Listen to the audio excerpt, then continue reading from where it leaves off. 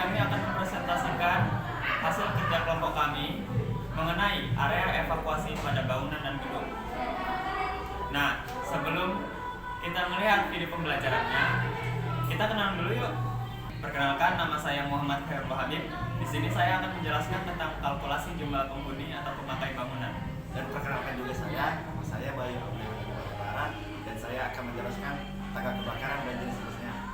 Kalau saya namanya Rani Aurora Barus, saya akan menjelaskan tentang pintu darurat atau pintu kebakaran ataupun emergency exit. Nah, kalau nama saya Mikael Christian Digo Siombing, saya akan menjelaskan materi tentang daerah tempat perlindungan sementara dan jalur evakuasi atau jalur keluar bangunan. Dan perkenalkan, saya Dwiki Alfajar, saya akan membahas peralatan dan perlengkapan evakuasi. Selamat menyaksikan. Pertama-tama, saya akan menjelaskan tentang kalkulasi jumlah penghuni atau pemakai bangunan pada area evakuasi. Nah, pada area evakuasi, assembly point atau titik kumpul merupakan elemen penting dalam perencanaan tanggap darurat. Sesuai Permen PUPR nomor 14 tahun 2017 tentang persyaratan kemudahan bangunan gedung, paragraf 3 pasal 24 ayat 1 berbunyi, setiap bangunan gedung kecuali rumah tinggal tunggal dan rumah deret sederhana harus menyediakan sarana evakuasi yang meliputi akses exit pelepasan dan sarana pendukung evakuasi lainnya. Sementara pasal 28 ayat 1 huruf E berbunyi, sarana pendukung lainnya sebagaimana dimaksud dalam pasal 24 ayat 1 huruf D terdiri atas titik berkumpul. Perancangan dan penyediaan titik berkumpul harus diidentifikasi dengan jelas, diberi tanda, dan mudah terlihat. Menurut Panduan Diklat Kebakaran tingkat 1 tahun 2002 dalam buku Rahmayanti tahun 2007, jarak tempuh maksimum berbeda-beda ditentukan oleh fungsi bangunan. Nah, jarak maksimum di sini yang dimaksud itu jarak maksimum dari bangunan menuju area evakuasi atau titik. Yang pertama, fungsi bangunan untuk gedung pertemuan umum termasuk tempat pendidikan, jarak maksimumnya itu 45 meter. Kemudian perkantoran, jarak maksimumnya 45 meter, pertokoan 30 meter, perhotelan termasuk rumah susun 30 meter, rumah sakit termasuk panti-panti 30 meter, pabrik 30 meter, dan pabrik rawan kebakaran jarak maksimumnya 20 meter. Sistematika perhitungan penentuan kapasitas sarana jalan keluar penyelamatan yaitu langkah pertama, menentukan beban hunian dengan persamaan. Beban hunian sama dengan luas lantai dibagi faktor beban hunian. Langkah kedua, menentukan lebar bersih, yaitu ditentukan pada titik paling sempit. Langkah tiga, menentukan kapasitas orang setiap komponen dengan persamaan. Kapasitas komponen sama dengan lebar bersih dibagi faktor kapasitas. Langkah 4, menentukan sarana jalan keluar penyelamatan terkecil yang tersedia. Langkah 5, jika total dari exit yang melayani suatu area kurang dari beban hunian, maka area tersebut tidak cukup atau tidak memadai. Persamaannya yaitu lebar bersih sama dengan beban hunian dikali faktor kapasitas. Nah, yang selanjutnya menurut lembaga kebakaran dari Amerika Serikat yaitu National Fire Protection Association nomor 101 tahun 2000 menjelaskan tentang 3 kriteria tentang titik berkumpul jika terjadi kebakaran pada suatu bangunan, yaitu yang pertama, menyediakan ruang 0,3 meter persegi per orang dengan tinggi minimal 200 cm atau lebih dan dapat menampung seluruh penghuni. Yang kedua, jarak minimal titik berkumpul yang aman dari jatuhan dan bahaya lainnya adalah 6,1 meter. Yang ketiga, lokasinya memiliki akses menuju tempat yang lebih aman dan tidak menghalangi kendaraan penanggulangan bencana. Nah, itu saja materi dari saya. Semoga bermanfaat dan selanjutnya akan dijelaskan oleh teman saya.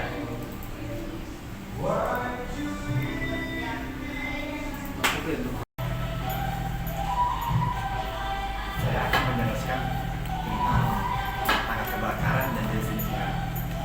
Dan di sini saya akan menjelaskan pertama definisi tentang darurat.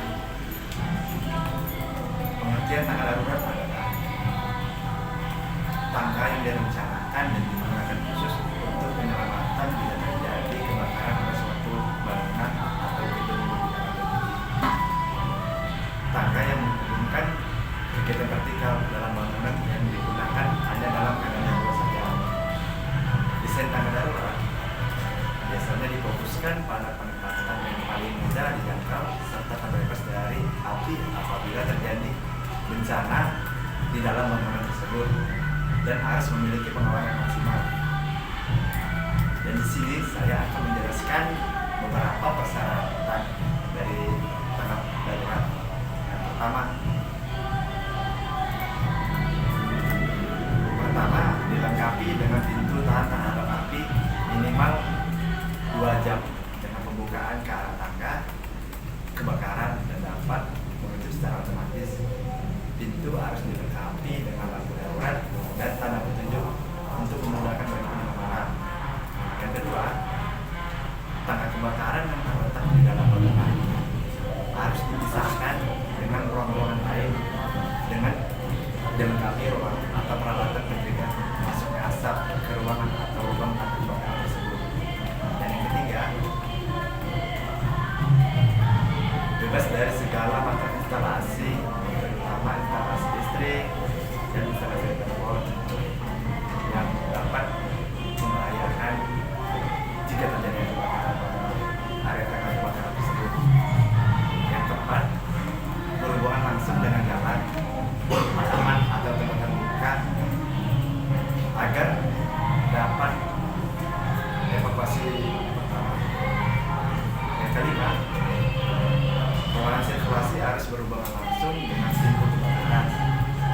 Yang keenam, tangga kebakaran harus dilengkapi dengan pegangan atau disebut juga dengan anchor yang kuat dan tidak goyah terus, dan permukaannya halus dengan ketinggian maksimal 1,1 meter. Dan yang ketujuh, lebar tangga minimal 1,2 meter dilengkapi dengan 2 pegangan tangan kiri dan kanan. Apabila lebar tangga lebih dari 1,8 meter, harus ditambahkan pegangan tangan pada tangga tersebut. Dan yang ke-8, injakan tangga kebakaran yang terletak di luar bangunan berjarak minimal 1 meter dari bukaan yang berhubungan dengan tangga kebakaran tersebut. Dan yang ke-9, lebar bordes minimal sama dengan lebar tangga dan bukaan pintu kebakaran juga minimal sama dengan lebar bordes tersebut.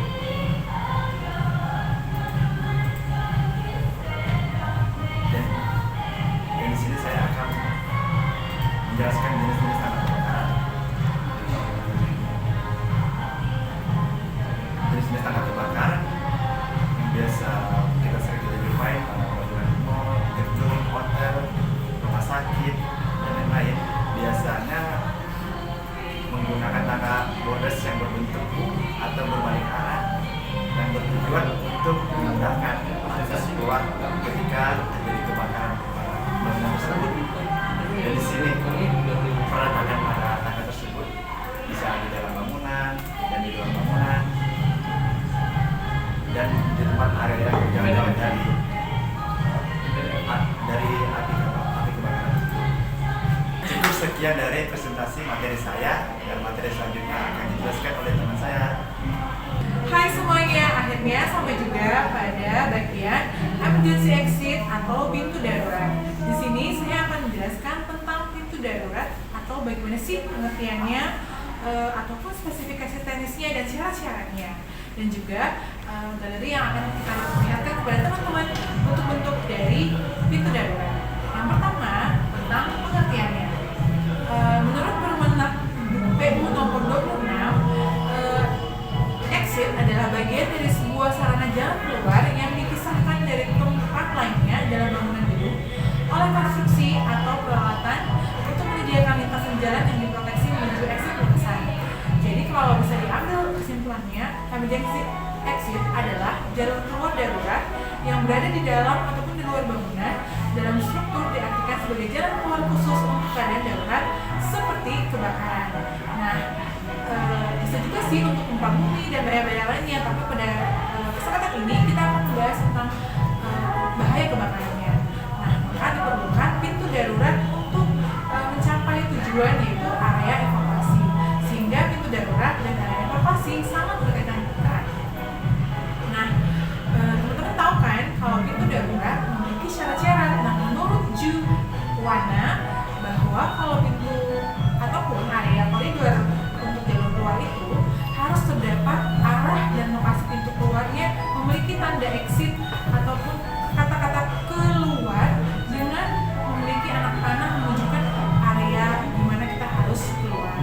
Jadi itu harus ada pada daerah-daerah yang memang disediakan untuk sebagai area koridor untuk evakuasi. Nah, untuk khusus pintu darurat, pintu kebakaran ataupun fire escape, nah menurut Juwana juga ada ketentuan-ketentuannya, yaitu pertama, pintu harus tahan terhadap api sekurang-kurangnya 2 jam. Ingat ya teman-teman, sekurang-kurangnya 2 jam. Jadi jika tidak memenuhi standar tersebut, berarti pintu darurat tersebut belum layak ataupun tidak sesuai dengan standar. Kemudian, pintu darurat harus memiliki minimal 3 engsel. Jadi di dalam pintu darurat itu terdapat engsel pada bagian pinggirnya, jadi harus mempunyai minimal 3 engsel. Dan juga pintu harus dilengkapi dengan door closer. Jadi saat kita membuka pintu, kita juga tidak perlu harus repot-repot menutupnya. Secara otomatis pintunya juga bisa tertutup, sehingga saat kita panik kita tidak perlu lagi memikirkan bagaimana cara menutup pintunya. Nah, yang keempat, pintu harus dilengkapi dengan tuas ataupun pegangan dan berada di sisi terluar sehingga bisa digunakan dengan baik ataupun dengan cepat. Dan biasanya ini disebut dengan panic button. Nah, yang kelima, pintu dilengkapi dengan tulisan fire escape, tangga darurat ataupun pintu kembali. Jadi buat orang-orang saat kita melihat pintu tersebut, oh itu pintu darurat, tidak seperti pintu-pintu yang lain. Yang keenam, pintu dilengkapi dengan kaca tahan api, sehingga kita juga bisa melihat kondisi yang ada di dalam ataupun di luar dari pintu tersebut. Saat kita ingin membuka, kita bisa melihatnya apakah kondisi di luar lebih berbahaya atau tidak. Jadi kita bisa melihat kondisi tersebut. Itulah gunanya adanya kaca pada pintu darurat. Nah, yang terakhir adalah pintu harus dicat dengan warna merah. Memang case-nya yang paling baik adalah dicat dengan warna merah. Walaupun pada kasus-kasus yang di luar ataupun kenyataan ataupun realita pada bangunan-bangunan gedung, pintu-pintu darurat tidak semuanya berwarna merah, tapi baiknya warna merah. Nah, di sini teman-teman akan melihat spesifikasi teknis ataupun bagaimana ketebalan ataupun model-model pintu darurat. Nah, teman-teman bisa lihat di gambar ya, ada penjelasan tentang tebal dan bagaimana sih ukuran-ukurannya. Nah, di sini saya akan menjelaskan secara singkat, yaitu tentang ketebalannya, tingginya, kedalamannya, dan thickness-nya dan lain-lain.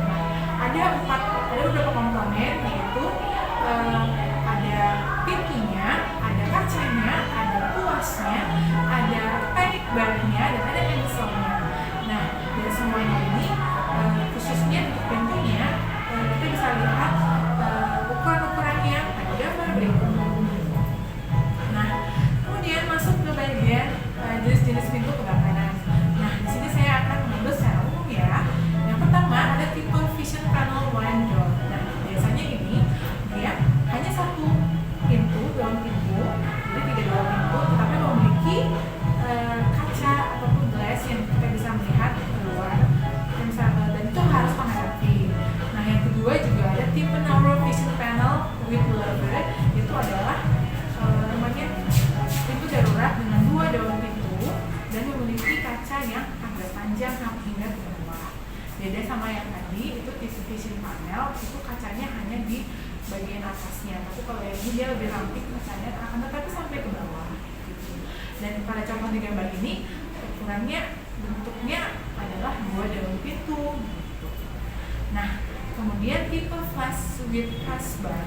Jadi ini memang pintu darurat yang ada panic bar-nya atau push bar-nya, tapi tidak memiliki kacanya ataupun glass-nya ya. Yang berikutnya juga ada tipe yang vision panel with push bar. Jadi ada push bar-nya, tapi kacanya modelnya yang hanya di atas. Dan ini yang one door. Kalau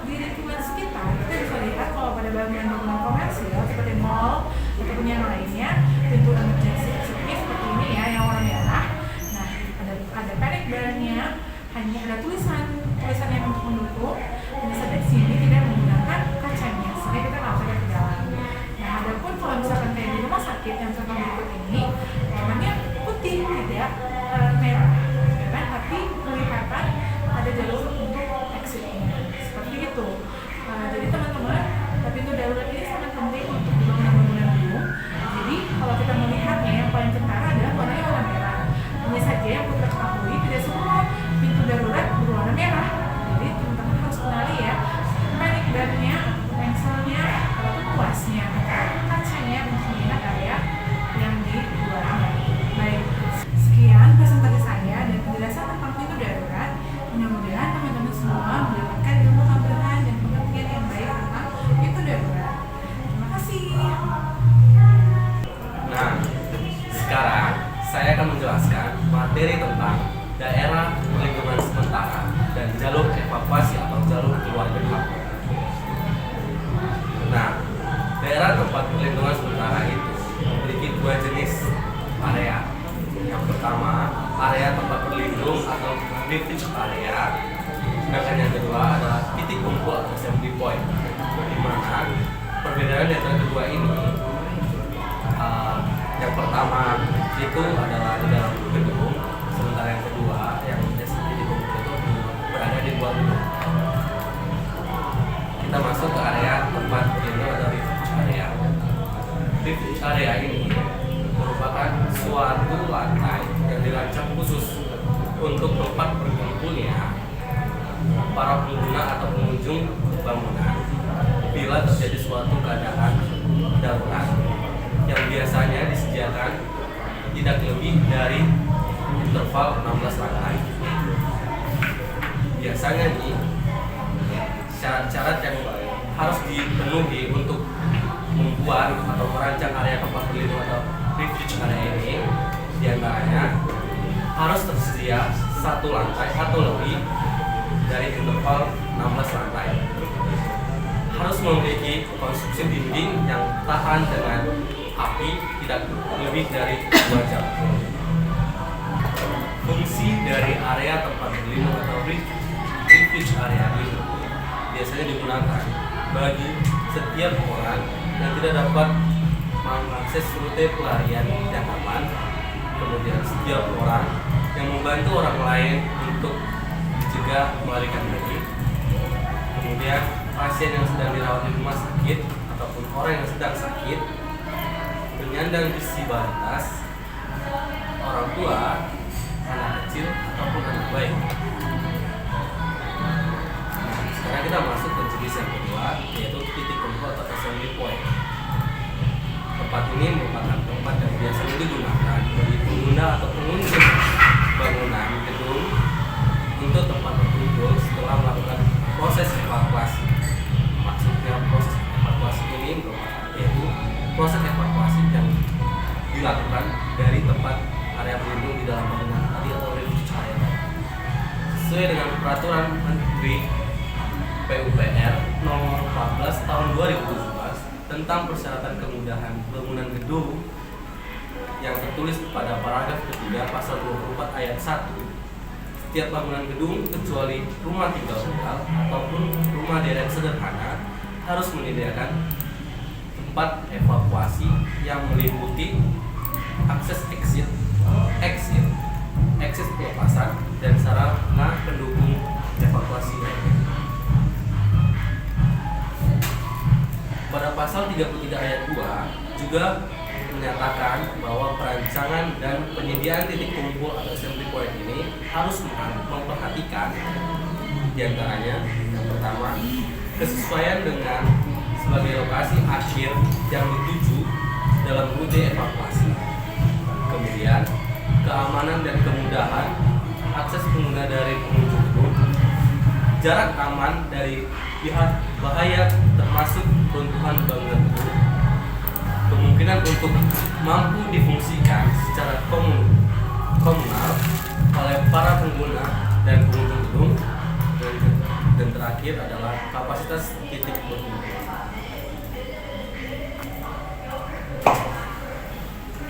Sekarang kita masuk ke materi jalur evakuasi atau jalur keluar bangunan. Ada beberapa syarat kriteria yang harus diperhatikan dalam pembuatan jalur evakuasi ini. Yang pertama, rute evakuasi harus bebas dari barang-barang yang dapat mengganggu kelancaran evakuasi dan mudah dicapai. Koridor, terowongan, ataupun tangga harus merupakan daerah yang aman dari bahaya api, asap, maupun gas. Dalam penempatan pintu keluar darurat harus diatur sedemikian rupa sehingga di mana saja penghuni dapat menjangkau pintu keluar atau exit. Koridor dan jalan keluar harus tidak licin, bebas hambatan, dan mempunyai lebar untuk koridor minimum 1,2 meter dan untuk jalan keluar 2 meter. Rute evakuasi harus diberi penerangan yang cukup dan tidak tergantung pada sumber utama. Arah menuju pintu keluar atau exit harus dipasang petunjuk yang jelas, dan pintu keluar darurat atau emergency exit harus diberi tanda tulisan. Ada 3 tahapan jalur keluar bangunan atau jalur evakuasi yang biasanya diterapkan pada bangunan gedung bertingkat. Yang pertama itu adalah akses exit atau akses keluar. Biasanya diberi tanda atau simbol pada setiap lorong ataupun koridor untuk memudahkan pengunjung ataupun siapapun yang hendak keluar dari bangunan itu dalam kondisi tidak aman untuk menuju ke pintu exit atau tangga darurat, ataupun tangga kebakaran. Di bagian kedua itu adalah exit, mana biasanya pada gedung bertingkat itu adalah tangga darurat atau tangga kebakaran untuk menuju ke lantai dasar. Dan yang terakhir adalah exit pelepasan atau jalur untuk mencapai ke titik kumpul yang berada di luar ruangan. Biasanya ini adalah pintu darurat, di mana tujuan utamanya adalah titik kumpul yang disediakan oleh pihak bangunan gedung. Nah, sekian dari materi saya. Semoga dapat membantu teman-teman untuk lebih mengetahui tentang daerah evakuasi, terutama daerah perlindungan sementara dan jalur evakuasinya. Nah, selanjutnya akan dilanjuti oleh teman saya. Peralatan dan perlengkapan evakuasi. 1. Detektor. Detektor adalah suatu sensor elektronik yang dapat berfungsi mengubah sinyal gas pembawa dan komponen-komponen di dalamnya menjadi sinyal elektronik. Kedua, APAR. APAR alat pemadaman yang bisa dibawa atau dioperasikan oleh satu orang dan memiliki berat antara setengah kilogram sampai 16 kilogram. APAR merupakan alat pemadam api yang pemakaiannya dilakukan secara manual dan diarahkan dengan cara menyapu dari titik keluar hingga titik terdalam di mana api berada. Yang ketiga, hydrant box. Hydrant box adalah sebuah box yang dipakai untuk menyimpan peralatan untuk memadamkan api. Box ini biasanya dibuat secara khusus oleh produsen yang mengarah di bidang fire hydrant equipment. Dan keempat, sprinkler. Sprinkler adalah sistem pemadam yang terdiri dari sistem suplai air dengan tekanan yang memadai, serta mengalir melewati sistem pemipaan yang tersambung ke kepala sprinkler dan selanjutnya diteruskan ke titik-titik air keluar. Kemudian yang kelima, petunjuk arah. Petunjuk arah adalah jalur penyelamatan yang didesain khusus dengan menghubungkan semua area ke area yang aman sebagai titik kumpul berkumpul. Yang keenam, lampu darurat. Lampu darurat adalah tanda arah pencahayaan yang dibuat dan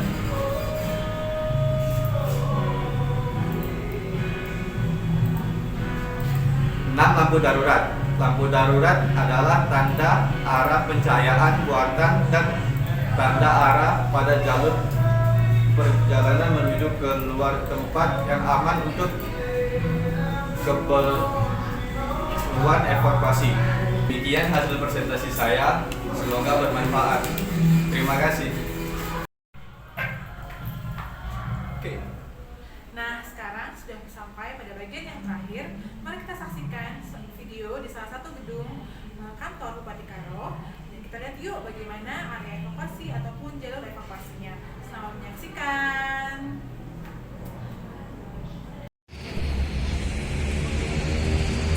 Sekarang kita sedang ada di kantor Bupati Karo. Ini adalah lingkungan sekitarnya. Sekarang kita mau lihat pintu masuknya dulu ya.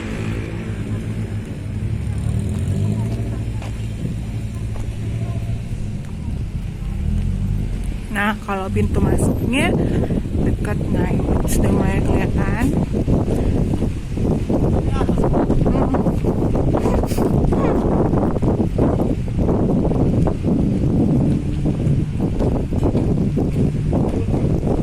Ini pintu masuknya. Tuh, ini pintu masuknya.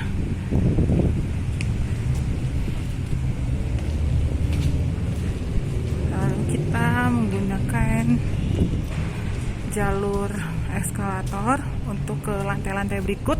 Ada 3 lantai di sini. Ini sudah mau sampai di lantai 2.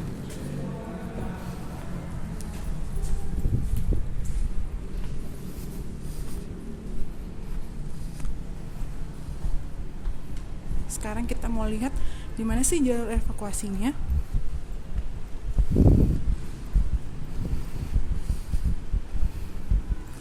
Nah, ini ada di dekat lift. Nah, ini dia jalur evakuasinya. Ada di sebelah sayap kanan dan ini menerus ke lantai 3. Nah, hanya saja di sini nggak ada pintu emergency exit. Hanya saja untuk luasan tangganya juga sudah cukup memadai. Nah, lihat ya di daerah sekitar sini, ada push button yang untuk alarm kebakaran. Kalau dari sini bisa kelihatan ya. Sekarang kita coba turun ke bawah. Ini jalur tangganya.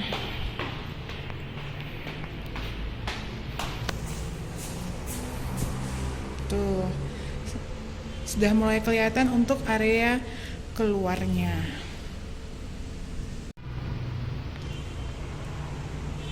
Nah, ini dia sudah mau keluar. Nah, ini dia pintu keluar menuju area evakuasinya. Tuh, bisa langsung keluar dan itu posisinya juga dekat dari pintu keluar yang tadi.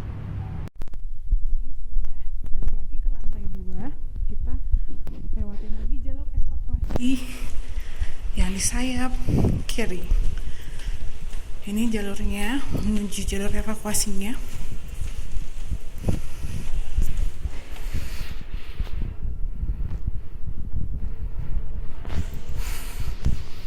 Ini dia. Nah, di jalur evakuasi ini bentuknya hampir sama yang di sayap kanan, hanya saja sudah ada apar di sini dan ada push button juga. Jadi sudah lebih ada alat-alat untuk saat kebakaran sudah ada, dan juga bentuknya sama kayak yang di sayap kanan tadi ke lantai 1, dan juga ini juga berhubungan dengan lantai 3. Jadi di lantai 3 juga bisa lewat sini.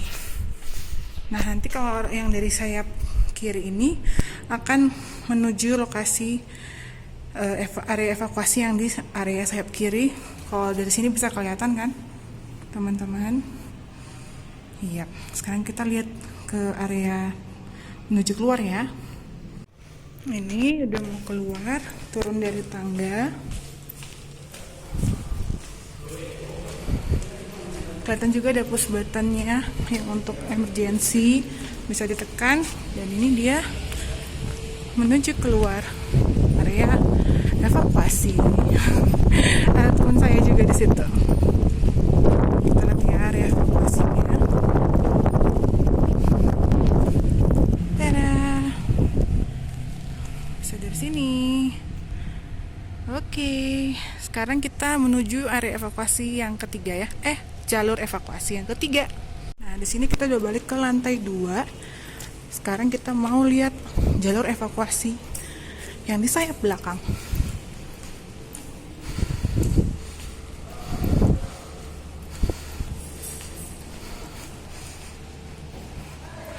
Teman-teman juga udah bisa lihat di sini ada heat smoke detector untuk yang panas, sudah dilengkapi. Nah, ini dia jalur evakuasi di sayap belakang yang ketiga untuk menuju area evakuasi. Juga terhubung untuk ke lantai 3 ya. Jadi ini semua bisa dipakai dari seluruh lantai. Dan kalau dilihat ada push button untuk yang emergency, tetapi kita belum ada kelihatan yang untuk upper ya, belum ada. Dan jalur evakuasinya bisa menuju parkiran yang belakang seperti itu. Jadi ini semua parkirannya saling terkoneksi sehingga bisa menjadi jalur area evakuasi.